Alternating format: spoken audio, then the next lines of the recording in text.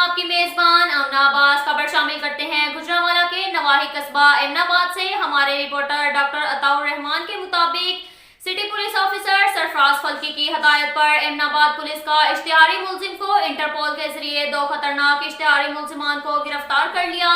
मुलजिम तैयब अरसा 6 साल से कत्ल के मुकदमे में थाना एमनाबाद को मतलूब था। मुलजिम तैयब 2015 में राशिदा नामी खातून को कत्ल करके सऊदी अरब फरार हो गया था। मुलजिम शुएब को भी इंटरपोल के जरिए सऊदी अरब से गिरफ्तार किया गया। मुलजिम शुएब तकरीबन 2 साल कबल साबका यूसी चेयरमैन को कत्ल और 11 अफराद को जख्मी करके बैरून मुल्क फरार हो गया। दोनों मुलजिमान को इंटरपोल के जरिए गिरफ्तार करके थाना एमनाबाद में मुंतकिल कर दिया गया।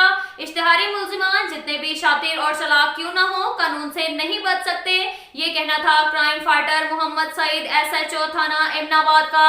अब तक के लिए इतना ही काफी है। मिलते हैं अगले बुलेटिन में, हमारे साथ रहिएगा। अल्लाह हाफिज।